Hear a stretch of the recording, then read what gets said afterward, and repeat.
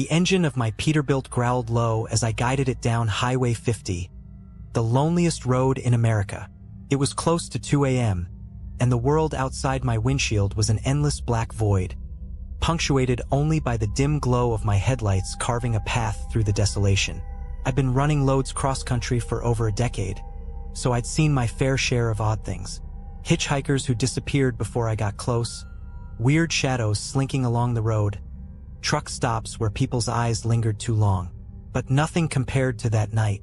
The radio crackled with static as I fiddled with the dials, trying to drown out the oppressive silence. That's when I noticed it, something moving in the periphery of my vision, just beyond the reach of the headlights. Coyote, I thought at first, or maybe a deer, but then it darted across the road, and I caught a better look. It was too big for a coyote and moved too fluidly to be a deer.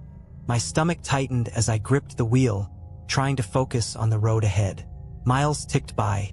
I should have been tired, but my adrenaline had kicked in, keeping my senses sharp. Then I saw it again. A dark shape, taller this time, almost humanoid, pacing my truck from the edge of the forest that hugged the highway. Must be my imagination, I muttered to myself, trying to shake the unease. But deep down, I knew better. This wasn't the first time I'd heard stories about strange figures out here. Other truckers whispered about them on CB radio, the shadow walkers, they called them. I didn't believe in that stuff, at least not until then. I tightened my grip on the wheel, my palms slick with sweat. My high beams cut into the dark, illuminating the asphalt ahead. But the edge of the forest remained an impenetrable wall of black. I glanced in the side mirror, and that's when my heart stopped. It was running alongside my rig. At first, I thought it was a trick of the light, maybe the movement of the trees or the angle of the moon. But no, this was real.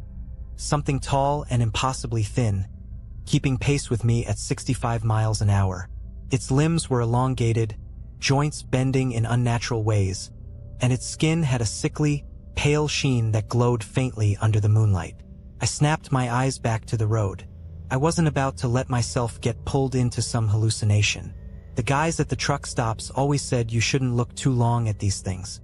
Acknowledge 'em, and they'll make sure you never forget 'em, one old-timer told me. But how could I not look? I stole another glance at the mirror. It wasn't there anymore.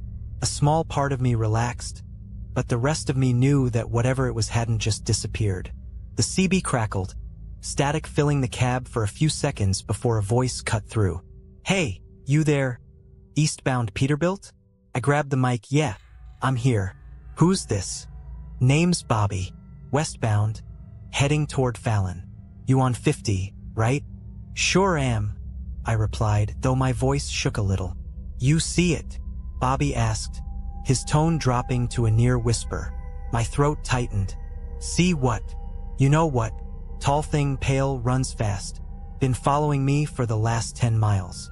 Thought it might have switched over to you." My blood ran cold. I couldn't reply at first. I'd spent years dismissing those kinds of stories, but now it was happening. "Yeah," I finally said. "It's out there." "Don't stop," Bobby said quickly. "Doesn't matter what you see or hear, you keep moving. Don't even slow down for a second." "What happens if you stop?" I asked, already dreading the answer. Bobby hesitated, then said, "Let's just say the ones who stopped. We don't see 'em on the road no more." The radio went silent. I was alone again, my rig roaring down the empty highway, the shadows pressing in closer. Then the headlights flickered. The headlights flickered again, this time sputtering like they were struggling to stay on. My stomach churned as the cab momentarily plunged into darkness, leaving only the eerie glow of the dashboard. When the lights finally steadied, I let out a shaky breath. That's when I saw it. It was in the middle of the road. My heart jumped into my throat as I slammed on the brakes, the rig groaning in protest. The tires screamed against the asphalt, and the trailer rocked violently, threatening to jackknife. The headlights caught it full on now, tall, spindly, and wrong. Its limbs were unnaturally long, and its head tilted in a way that made my neck ache just looking at it. The thing's face, or what should have been its face, was a blank slate of pale skin, smooth and featureless. It didn't move. just stood there, right in my path, like it was daring me to come closer. I fumbled for the mic. "Bobby, you there?" Static. "Bobby," I shouted, my voice cracking. "It's in front of me, man. What the hell do I do?" The radio hissed for a second, and then Bobby's voice came through, faint and distorted. "Don't stop." Too late. My rig had rolled to a stop about 30 feet from the thing. My pulse pounded in my ears as I stared at it, willing it to disappear. Took a step forward. Couldn't look away. My hands gripped the wheel so hard that my knuckles turned white. The thing's movements were jerky, unnatural, like a puppet with invisible strings. It took another step, then another, until it was close enough that I could see the way its skin seemed to shimmer, like oil on water. The CB crackled again. "It knows you see it," Bobby said, his voice barely audible over the static. "You're in its game now. Only one way out." "What way?" I whispered, my voice trembling. "Drive," he said. "No matter what, you drive." The thing was now only a few feet from my hood. Its head tilted sharply to one side, then the other, as though it was studying me. Slowly, it raised one unnaturally long arm and pointed directly at me. My instincts screamed at me to floor it, but I was frozen in place. Then it did something that broke me. It leaned forward, pressing its featureless face against the windshield. I could hear the faint creak of the glass under the pressure, and for the first time, I saw something in that blank void of a face. A faint ripple, like something was pushing from the inside. It was smiling. The smile stretched wider, warping the blank surface into something grotesque. It wasn't just a smile. It was a mockery of one, impossibly large and full of jagged, uneven teeth that seemed to materialize from nowhere. My breath hitched, and my vision blurred as panic set in. "Drive!" Bobby's voice roared through the CB, cutting through the static and my terror. "Now or it'll take you." That snapped me out of it. I slammed my foot down on the accelerator. The engine roared as the truck lurched forward, the sudden movement throwing me back into my seat. The thing didn't flinch. It stood its ground, letting the hood of my rig close the distance. For a heart-stopping second, I thought I was about to hit it, but just as the grill was about to make contact, it vanished, like smoke sucked into a vacuum. I didn't wait to question it. My truck barreled down the highway, the engine roaring louder than my pounding heartbeat. I kept my foot on the gas, pushing the rig faster than I'd ever dared before. The trailer swayed dangerously, and the tires screamed around bends, but I didn't care. I just needed to get as far away from that thing as possible. The CB crackled again. "It's not gone," Bobby said. His voice was strained, like he was running or fighting to stay calm. "It'll try to get back in. Stay on the road. Don't stop for nothing." "What the hell is it?" I shouted into the mic, glancing nervously at the mirrors. My headlights lit up the empty highway, but I couldn't shake the feeling that I wasn't alone. Bobby hesitated. "We call 'em shadow riders. They latch on to folks like us. Loners on the road, people who can disappear without anyone noticing. If it catches you..." He trailed off, the implication clear. "How do I lose it?" I demanded. "You don't," he said grimly. "You just keep moving. Sunrise'll drive it off. But until then..." His voice broke up, replaced by static. "Bobby," I shouted. "Bobby." Silence. The CB was dead. I was alone again, hurtling through the night on a highway that felt like it stretched into infinity. The shadows on the edge of the road seemed to pulse and shift, like they were alive. Every so often, I thought I saw movement, quick flashes of that spindly figure darting between the trees, keeping pace with me. Then came the tapping. It started faint, like a soft rain on the cab, but it grew louder, more deliberate. Tap, tap, tap. My chest tightened as I realized the sound wasn't coming from the roof. It was coming from the passenger side window. I glanced over, and my stomach dropped. It was there, clinging to the side of the cab. Its long, pale fingers pressed against the glass, leaving smudges that glowed faintly under the moonlight. Its head was tilted, that awful smile still etched across its face. The tapping turned into scratching as its fingers dragged across the window, the sound setting my teeth on edge.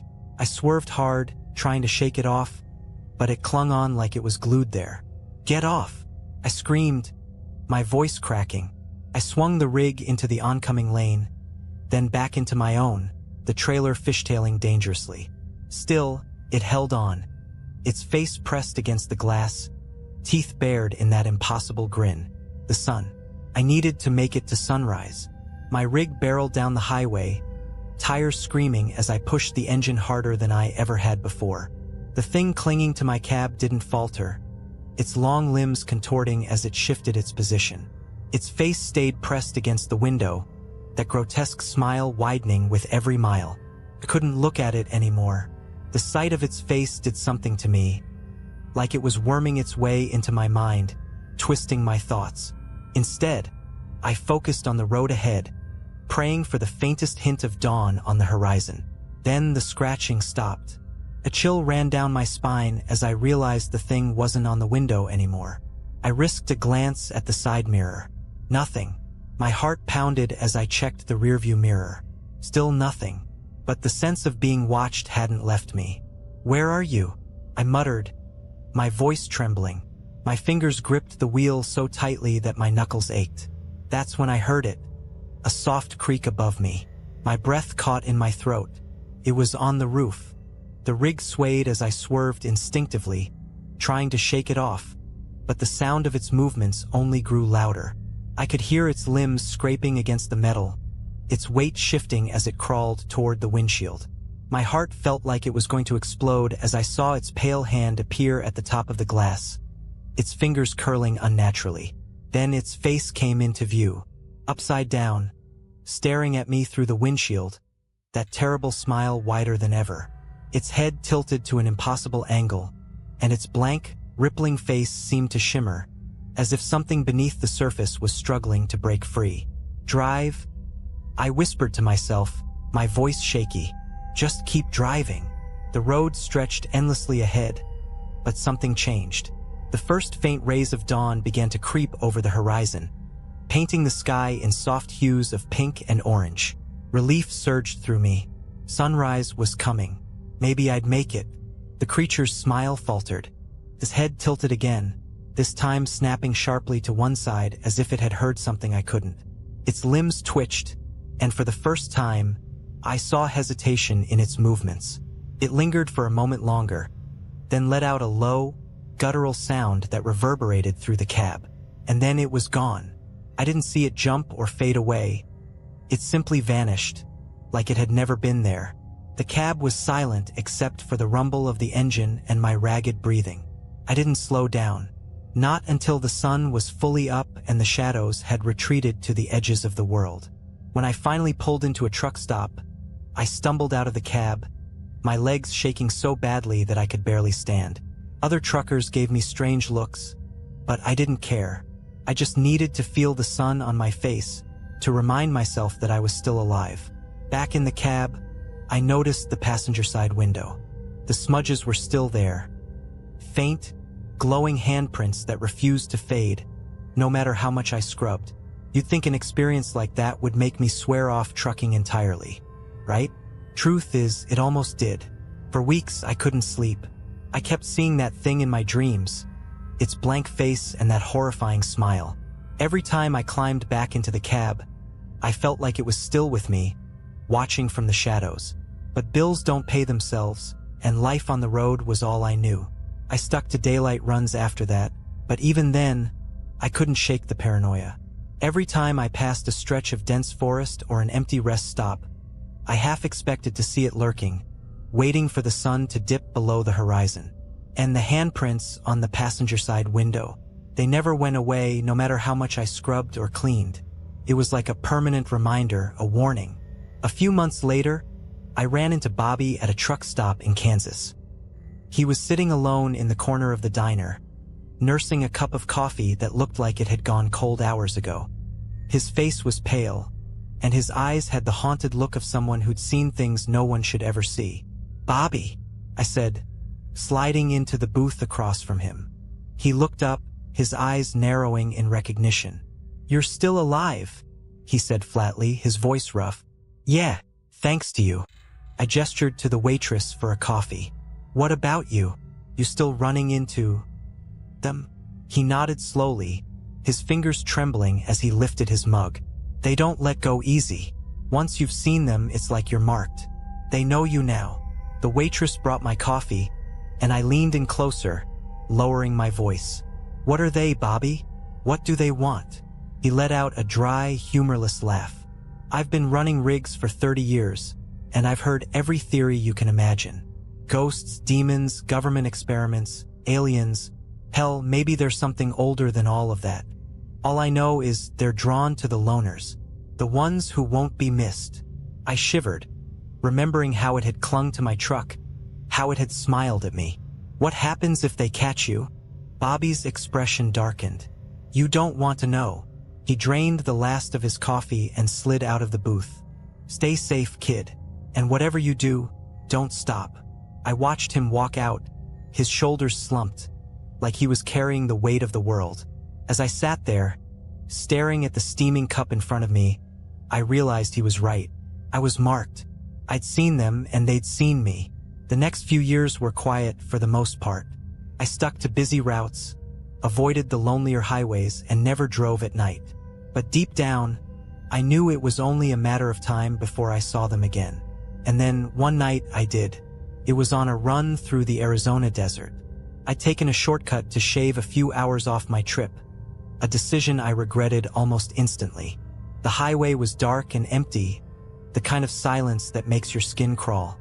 The CB had been dead for hours, and even the static seemed unnerving.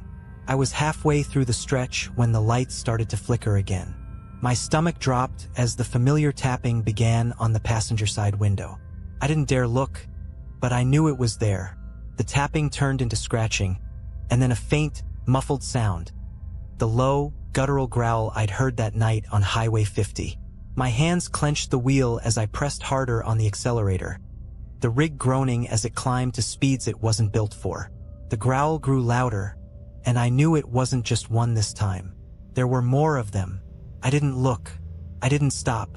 I just kept driving, the shadows closing in around me, the growls echoing in my ears. When the first rays of dawn broke over the horizon, the noises stopped. The air felt lighter, and the road ahead was clear. But I knew the truth. They were still out there, waiting. And so I keep driving. Daylight runs, crowded routes, no shortcuts. But no matter how far I go, I know I'll never really be free.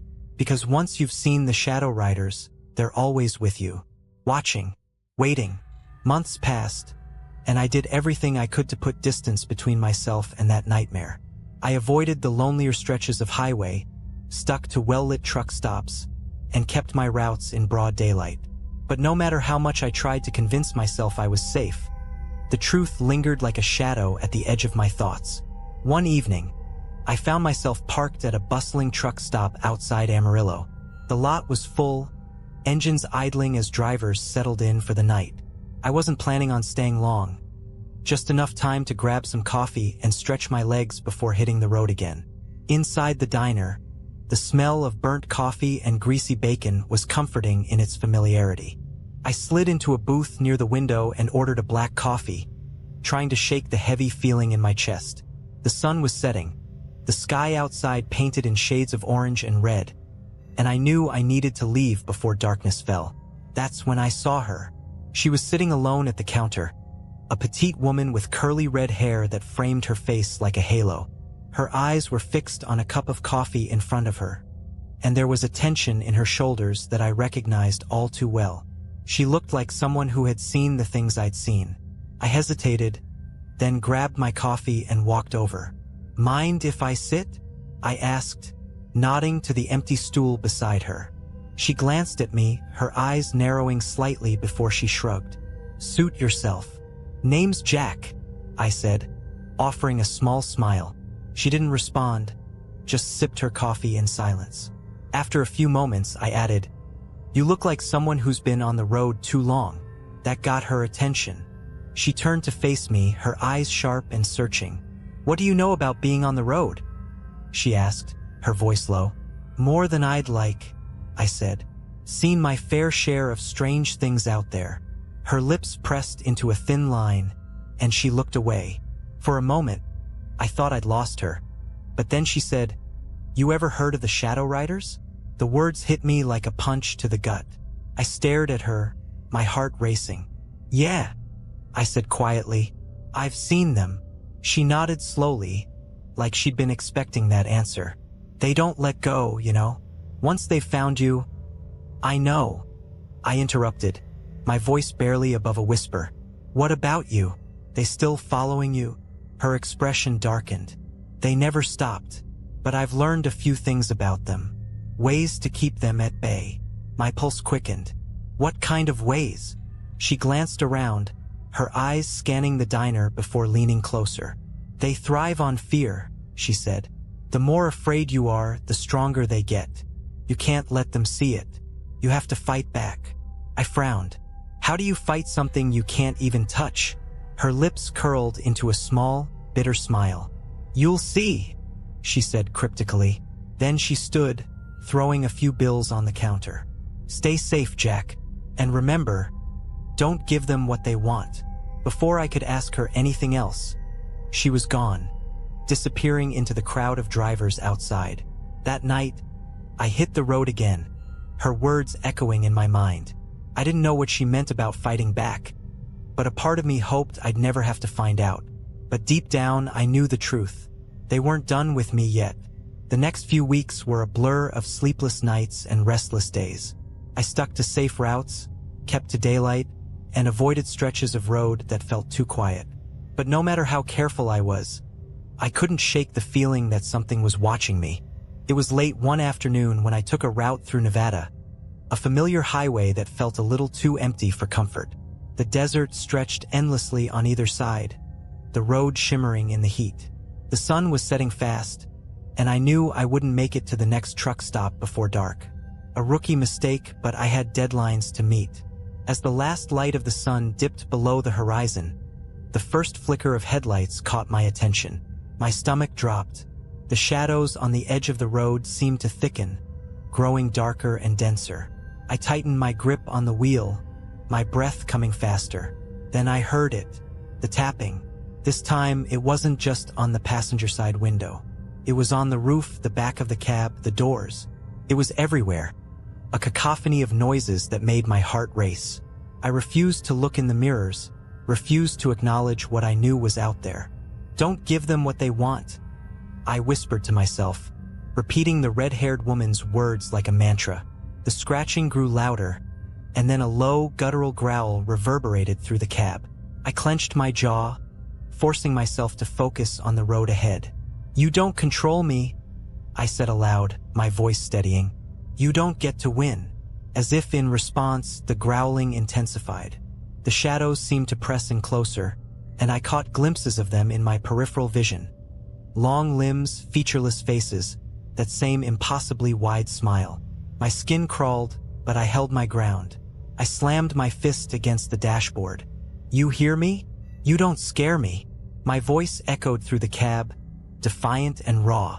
The tapping stopped. For a brief, terrifying moment, everything went completely silent. Even the rumble of the engine seemed muted. Then the shadows began to recede, melting back into the darkness beyond the headlights. The road ahead was clear again, and the oppressive weight in the air lifted. I didn't slow down. I didn't stop until I reached the next truck stop, my heart still pounding in my chest. When I finally stepped out of the cab, the cool night air hit me like a slap, grounding me. Inside the truck stop diner, I found a booth in the corner and ordered the strongest coffee they had.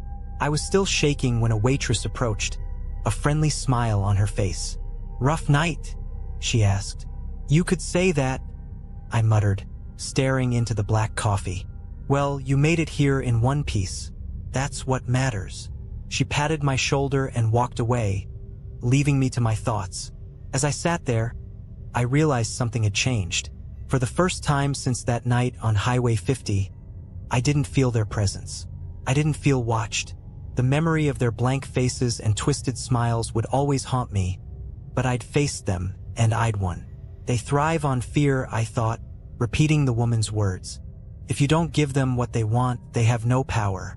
I still drive the highways. It's in my blood, and I don't know how to be anything else. But I don't fear the shadows anymore. If they come for me again, I'll be ready, because now I know their secret, and I'll never stop driving.